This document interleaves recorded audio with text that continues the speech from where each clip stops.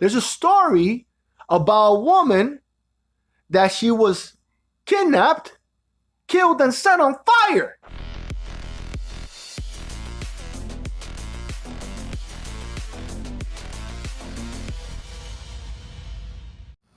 Hey guys, Happy New Year. Welcome to my Security Guard podcast, which I think I'm going to call First to Respond podcast. I don't know. I'm still thinking about it. You'll find out when I put the label there. Hey, I'm your host, Jay Gutierrez, a passionate security guard. And in the background, I'm playing a video for a CPR AED to give you a little bit of subliminal messaging. So maybe you get that training and possibly be more aware of health awareness and just be better prepared and get better opportunities as a security guard while you're working. Today's no beer. Today's no no dipping and ripping. It is just coffee. I had a lot of fun during Christmas and it shows in my waistline. 15 pounds, baby. A lot of good times. I'm gonna talk about three major points today. One, I'm going to talk about mainly I'm going to talk about the video I made with the 42 violent deaths of security. And then I'm going to talk about what I learned about making it, what I learned from it. And then I'm going to talk about project that I'm going to start working on this channel for you guys and for fun. Kind of balance out that moody video I did because, anyway, let's get into it, guys. Advanced Security Guard podcast, First to Respond. Here we go.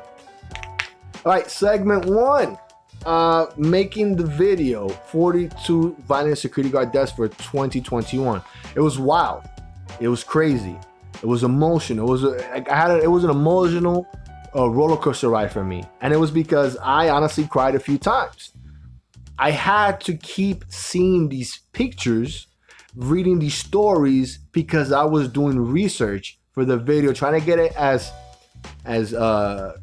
good as possible, like my sources be as quality as possible, my content be as sharp as possible, and I had to keep stopping because it was emotionally draining.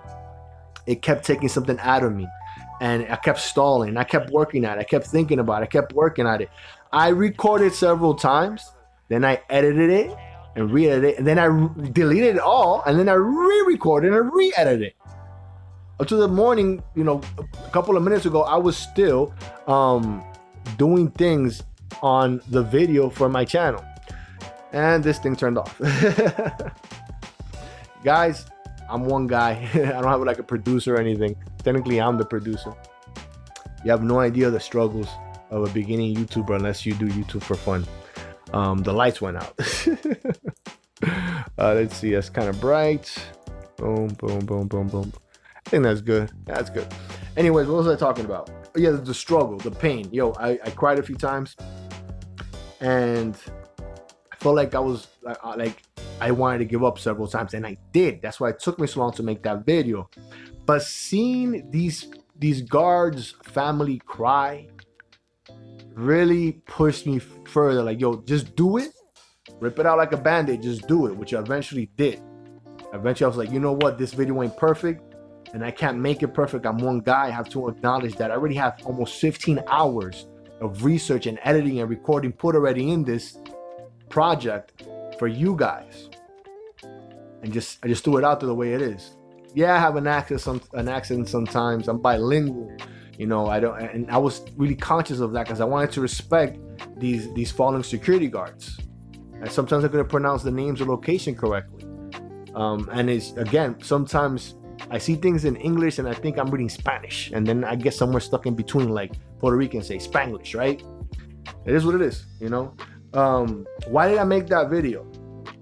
I made that video because you need to know how dangerous the job can possibly be. We're not told how dangerous the job can be, and that gets people hurt.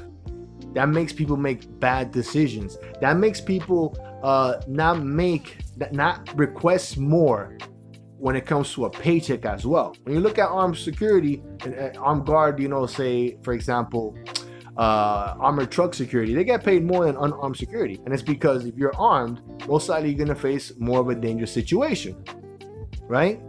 But how are you gonna make leaps towards that, or decide to make certain changes, or do risk analysis, and then say, hey, if I'm going to be this much in danger, I should get paid this much more. Excuse me. How am I going to make those decisions if I don't have the numbers? It's very, very wild. It's very, very crazy how a lot of companies don't protect us, and we don't even protect ourselves. It's one of the dark truths of being a security guard. Now, what did I learn? What did I learn about doing that video, while making that video? That nobody's really keeping track of security guard deaths for the most part. Yeah, the Bureau of Labor Statistics, they have some idea of how much we make, but it's not really focused. If you look at military and law enforcement deaths, injuries, all that stuff, you read that like a goddamn baseball card. Stats, boom, boom, boom, boom, boom. It's ridiculous. But it's important because that helps you understand the job is dangerous. And for some reason, we in security act like it's not dangerous. Oh, because we compare ourselves to standard law enforcement who are always in danger. I'm like, look, man, if you speak to any law enforcement, any police officer who's done security, they'll tell you, yo, if you take security seriously, just become a cop, because you're in more danger through ignorance when you're a security guard many, many times. Because the client don't give a damn, management don't give a damn, and sometimes, most of the time, even we don't give a damn, because we don't acknowledge we having a low-wage job where our life is possibly at risk. One police officer death is a death for the entire country for law enforcement. They have this mentality like, that happened to a guy I just know, even though they never met that person, because they take it seriously. We don't take security seriously. We don't take our lives and these deaths seriously, and we have to in order to make changes. We need reformation of, the way the whole security guard industry works. Yo, there are some of the deaths within these 42 in the listing that I had that were preventable. The last one, number 42, can't pronounce his name. He's, if I'm not mistaken, he's a South African guy. He was in the guard booth and got hit by a reckless driver. Now, there has to be some standards to what a guard booth is, because I've literally seen on Reddit a guard booth be a clear, transparent tent for winter for the security guard with a little heater inside of it. That shows no respect and no awareness for what safety is, man. A guard booth has to be protected. You have to be protected, not just from the elements, but from oncoming traffic. If you're so close to the sidewalk and so close to the street, like what happened to that guard. And it has to be sturdy, durable. And if it's not, it needs to have beams around it, like they do in certain federal buildings. And it should be done by law. It should be law. But if nobody highlights that guy's death in security, those changes won't be made in that specific state or in the country in general. Because OSHA don't give a damn about security guards. They just don't. Because we're not releasing the numbers, and we're not fighting for these numbers. There was another security guard there, a death. He was working in a child's home. I can't remember it, but he got hit in the back of the head, scuffling with a 14-year-old. This kid is now charged with murder, if I'm not mistaken. He's charged with something, right? And this security guard is dead now. He got hit in the back of the head. All the deaths are in the description of that video I did for security guard deaths for 2021. I put it in the description. It was very hard for me to put it there because it only lets you 5,000 characteristics. So I had to eliminate the names, I had to eliminate the numbers, their age and location. I could just do the links and put it as close together as possible. So what could have been prevented with that security guard got hit in the back of the head? You hear this hat? I have something special under it that only people that are skateboarders know about it. See that? That's a fake hard hat. It's plastic. It keeps the shape of the security guard cap, which is very flimsy. This cap is old. It's like got like three. I got it before the pandemic, right? 2 years before the pandemic. So look, the hat's dead. It's like it lost all its air. But look at this. It's plastic. Yeah, I understand. It has a little bit of styrofoam there. I could possibly put some on the side as well. I got it on Amazon, and it's just meant to protect my head. It just protects a certain level of damage. It prevents a certain level of damage happening to my skull and affecting my brain. Look, anybody could get knocked out, and if you get hit in the head the wrong way, you could die like what happened to this guard. Now, I don't know if this guard had any medical complications, but these things happen. There was a game going around, I think when I was in 2013, called the Knockout Game. And what was happening is a bunch of thugs, young kids, they're the worst. Teenagers, they don't know what the heck they're doing. They think everything is fun and they have no rhyme or reason for things. They were going around knocking people out. They were just knocking people out. And they were just sucker punching people. Boom! And they'll take a kick out of it and they'll laugh. It'll get uploaded to social media or whatever. Google it if you don't believe me. This happened a lot. And some people died. Sometimes it wasn't the hit to the head, that the punch to the face or the head to the jaw that killed the person. It was the hit to the ground. When the head hit the ground, that's what killed those individuals. And the same thing happened in security. There was another death. Which one was it? So we had that one. There was another security guard. He was doing like traffic control on some level. I call it traffic control, right? Like traffic enforcement. He was helping a truck driver back up his truck. Then the guard gets hit and dies because he got hit by the car. That's what my sources say. And again, I have the link on the description of that video. Did that guy have a vest? Did he have a wand? Did he get training for that? A lot of times as security, we don't get training for anything that we do. I know when I was working school security and I had to do traffic control, I was doing like whatever you want to call it.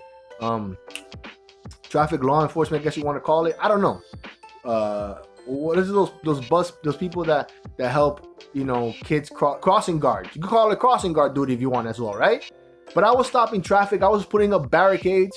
I was getting cars towed. I had to maneuver the yellow cheese bus in New York and be like, all right, you fit here, come this way. Whoop. I didn't get trained for that. I looked for the training. But that should be standard depending on the job. I feel that, the only SOPs that are given to the state are the emergency action plans, at least in New York. But the state should get the emergency action plan plus the SOP always. And it should be updated at least once a year for every position. Every time you change that security guard's job, there has to be a training for it and it has to be documented, because the way police and the military do it, they do it the same way. They analyze every death. This is one of the many things I learned when I was making this video. They analyze the security guard, their law enforcement and military deaths. How they got hit, when they got hit, what they were wearing, what they got hit with.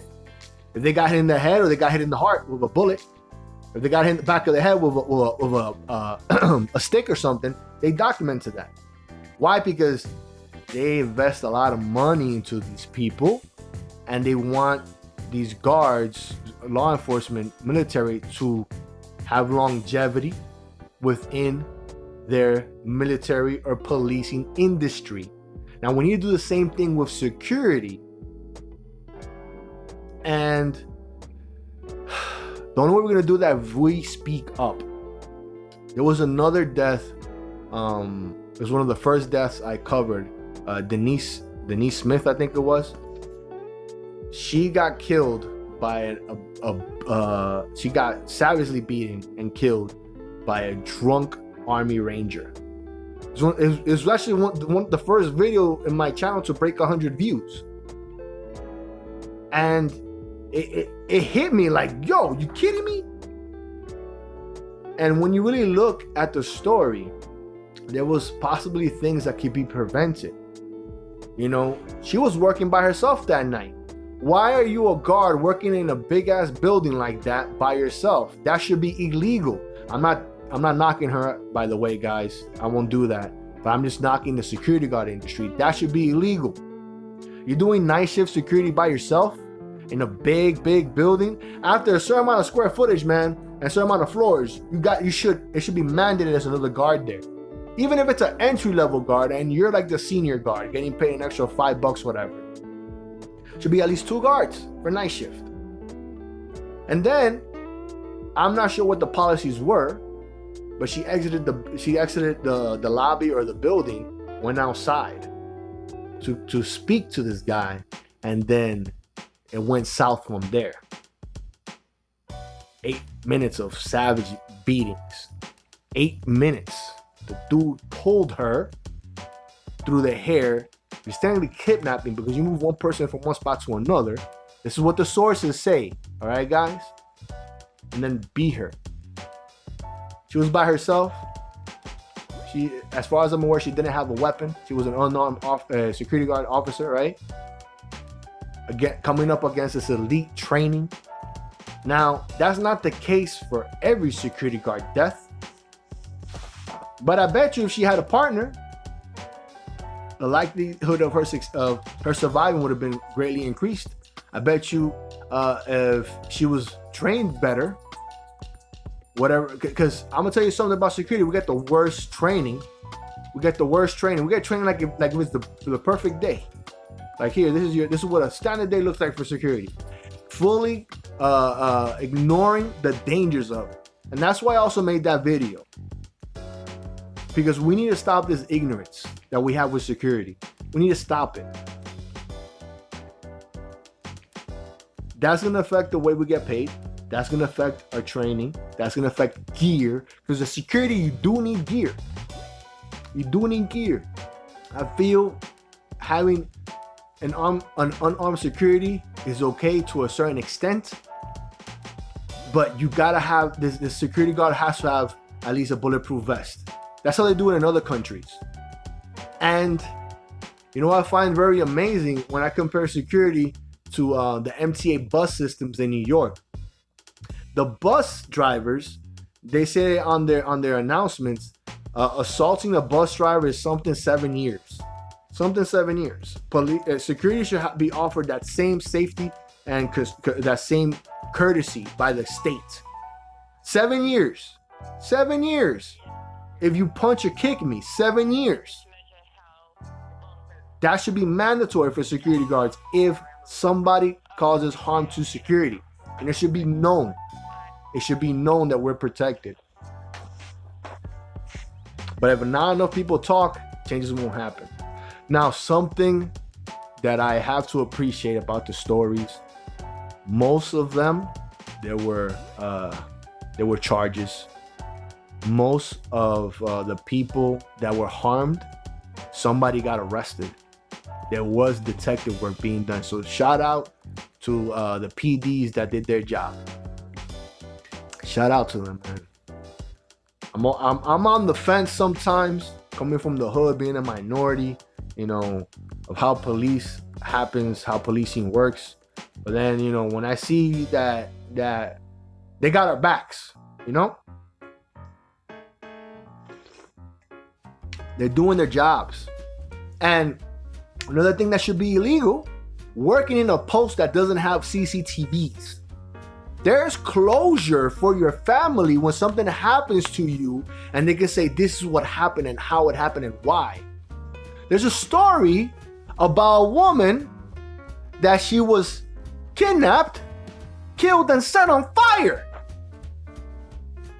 In 2021, one of our security guards in the country was kidnapped, killed, and set on fire. Nobody knows why.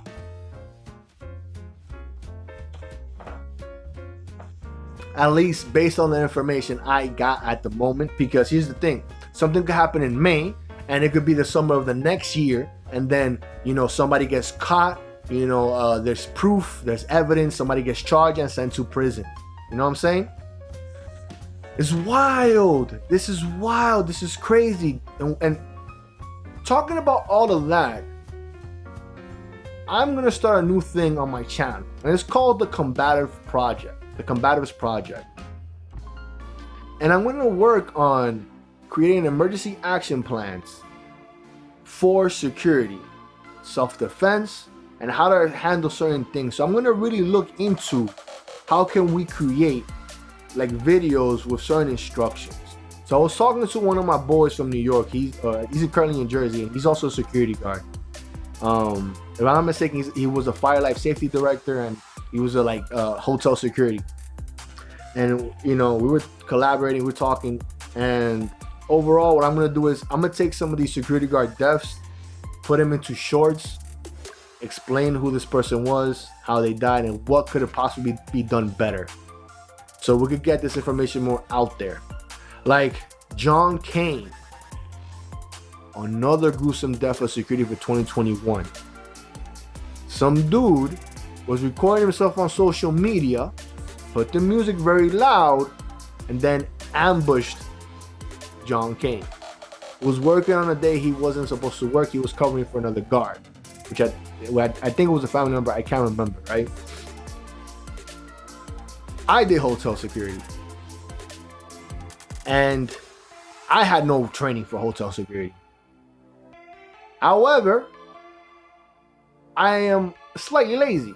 So one of the things that I did when I was dealing hotel security is I'll make phone calls. I'll call the person. I will never go to a room by myself. And a lot of freaky stuff happens when there's young people drinking, getting high, and you working in a hotel, and then next thing you know, somebody can say you did something when you didn't, because they thought it was you that did something to them, because something did happen to them. You know what I'm talking about. I had a colleague working in that building. He was from Peru, and he was dark complexion.